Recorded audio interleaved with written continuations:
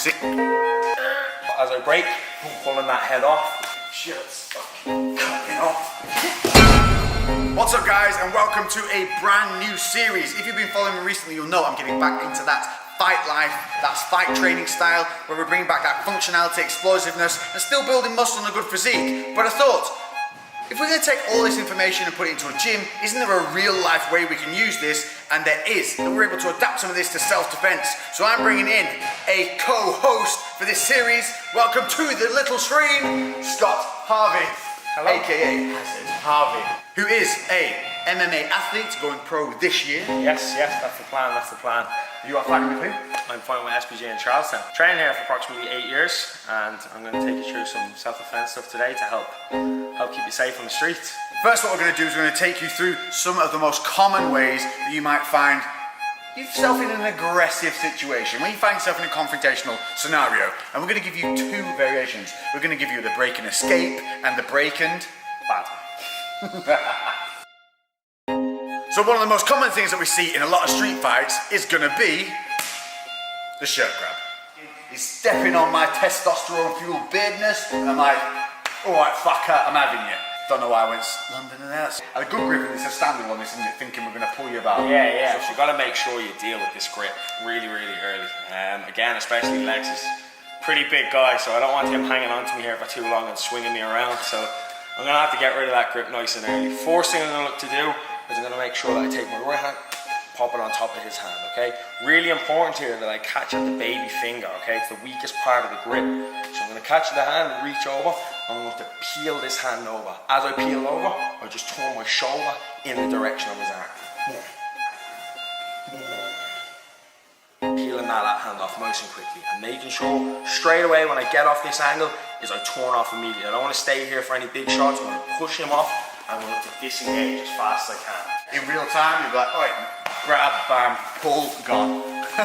Now, one more little thing to add to that. What would you do if you know they're going to hit you straight off this shot? I'm going to make sure I get my head off this center line. I don't want to leave my head in this line where, again, if that strike's coming, I'm going to eat it. I'm going to make sure the second I grab the shot, I'm pulling my head out with that. He's always going to throw it directly to where my head last was. So we're going to make sure that head is off. As I break, I'm pulling that head off, pushing off, disengaging quickly. So there you have it. That's the first break and escape. Now for the fun one, the break and batter. Option number two is where you have been left with no alternative but to make sure that you and the people around you are safe, because this boy has got a little bit bouncy, he's got a little bit leery, he's fucking not having none of this, he ain't calming down, and he's coming at you.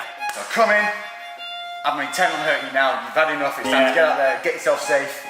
Same as the last, I've got to make sure I break that grip and get off that center line, okay? So once I break that grip and get off that center line, I've now cocked my right shoulder for a big shot. So from here, big wide hook, not hitting line, boom, turning that hook right in and looking to land a devastating shot. Once I land, disengage and make sure you're safe from there. So we'll just give you in a little bit of real time so you can see how it would work. So you're around the fucking want something? Do you want something? I've had enough of you, fucking come on in, fucking.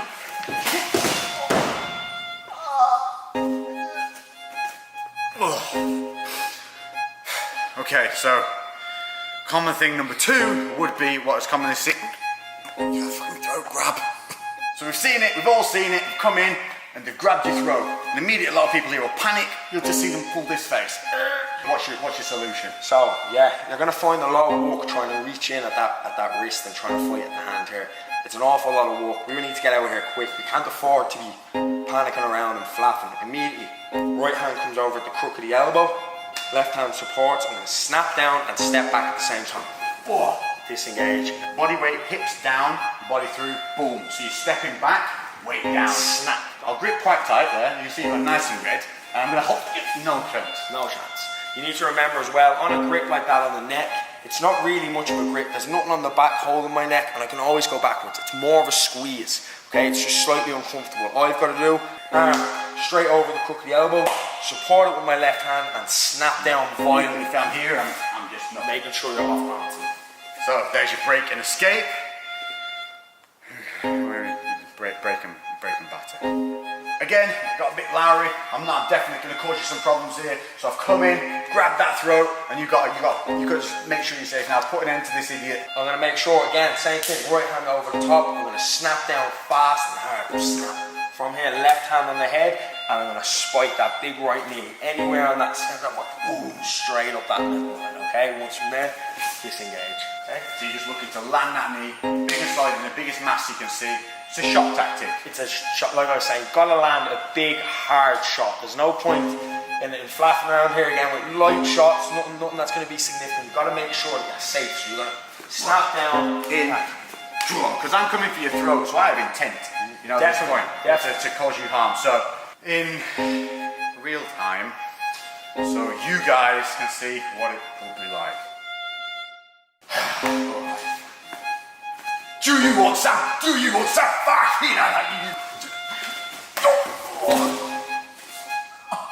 It's good. Yeah. Okay.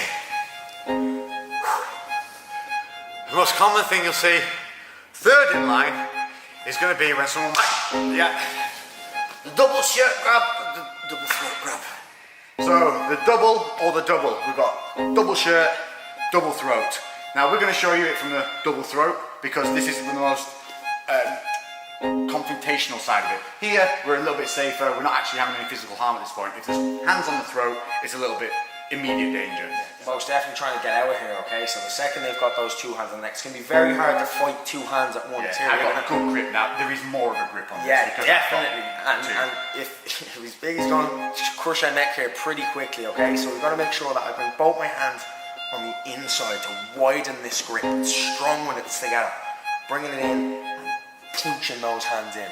From here, I'm going to push on Lex's chest, but as I push, he's going to go back. I have to make sure that I slide back as well, okay? So I don't want to stay here and punch in and try to push him and he stays there, he's solid. I'm going to make sure punch in and push out as well. So that's the, nice break and escape. Breaking bad. So in. So as he's got to put it down again, he's got a bit lowery, he's come at you. Same thing. Punching inside, breaking that grip, okay? From here, we're going to take a double tie clinch, two hands on the neck, okay? From here, I'm going to look to headbutt Lex's nose. I'm making sure that I headbutt with this top part, that comb over part of my hair, lower myself, driving straight into the nose. I pull his head onto the headbutt, drive in, okay? Little things to note on that tie clinch. As you come around the back of the head, you're going to have one hand on the back, the other one's going to wrap over and on the top of that, and you're going to push your elbows into their chest. That gives you that real leverage, and you're really doing very little work at that point, so it's really pulling that head in. What we don't want to see is when we've got that clinch, is a wind up, and then come back in, because during that wind up, one, we're losing that tension we have here, where we've got control, and two, I'm opening myself up for that. Boom. So, in real time, what it would look like.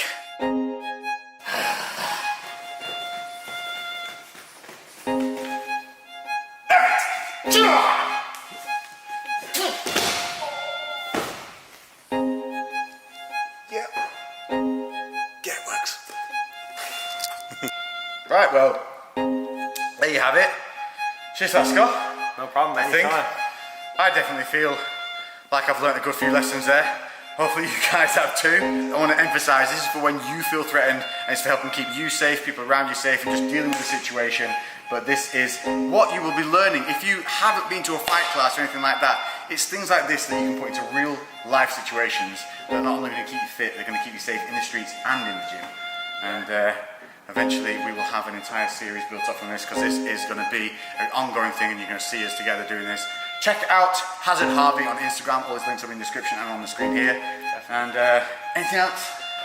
Leave your comments below and suggest anything that you'd like me to hurt Lex with next, most definitely. Oh, yeah, cheers, mate. See you then. We're going to start a new series together. Most definitely. Did you look like you were going to talk then and you didn't get to? You did, didn't you? Yeah, we go again. So obviously, so you got...